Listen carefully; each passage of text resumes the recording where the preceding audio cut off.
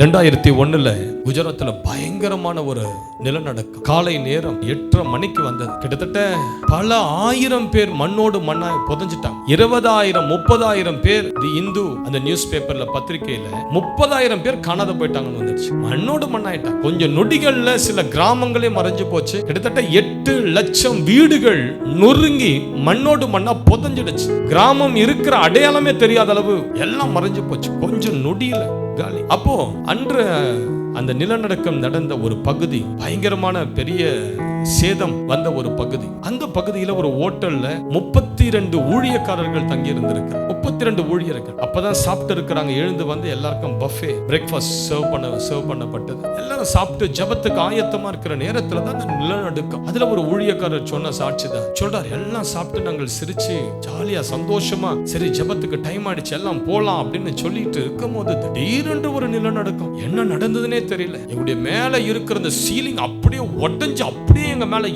இறங்க ஆரம்பிச்சது. நினைச்சோம் அவ்வளவுதான், எல்லாம் செத்து போறோம் நினைச்சோம். எல்லாரும் கூச்சலிட ஆரம்பித்தோம். 32 ஊழியக்காரர்களும் ஜீசஸ் கத்த ஆரம்பிச்சிருக்கிறாங்க. இயேசுவேன்னு கூச்சலிட ஆரம்பிச்சிருக்காங்க. அவ்வளவுதான். அந்த அவர்கள் இருந்த அந்த அறைக்குள்ள ஒரு தேவ தூதன் வந்து தோன்றி அப்படி இறங்கி கொண்டிருந்த சீலிங்க பிடிச்சு அப்படி தூக்கி நிறுத்தி இருக்கிறார். தூக்கி நிறுத்தி இயேசு அந்த அறையில இறங்கி வந்திருக்கிறார். வந்து ஒவ்வொருவருடைய கரத்தை பிடிச்சு மின்னல் வேகத்தில் அந்த ஹோட்டல்ல இருந்து வெளியே கொண்டு போனார். மின்னல் வேகத்துல 32 ஊழியக்காரர்களை ஒருத்தர் கூட அவருடைய ஜீவன் சேதாரம் அடையாதபடி தேவன் காத்தார். அதனால தான் கர்த்தர் சொல்றார், நான் உனக்கு கேடகமும் மகா பெரிய பலனுமா இருக்கிறேன். நான் உனக்கு மகிமை பொருந்திய பட்டயமா இருக்கிறேன். ஒன்றும் உன்னை சேதப்படுத்த முடியாது. ஒரு மந்திரங்களோ ஒரு இயற்கை சீற்றங்களோ ஒரு மனுஷிக சக்தியோ ஒன்றும் உன்னை சேதப்படுத்தவே முடியாது. ஹல்லேலூயா.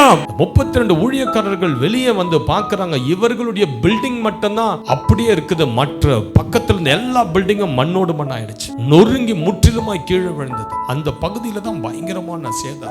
இவர்கள் ஒருத்தர் கூட சாகாதபடி கர்த்தர் பாதுகாத்தார். தூதனை அனுப்பி கர்த்தர் பாதுகாத்தார். கர்த்தருக்கு பயந்தவர்களை ஆண்டவர் என்ன பண்ணுவார்? தூதர்களை அனுப்பி சூழ பாளையம் இறங்கி பாதுகாப்பு. கர்த்தருடைய பலன் உங்க மேல இருக்கு. பயப்படாதீங்க.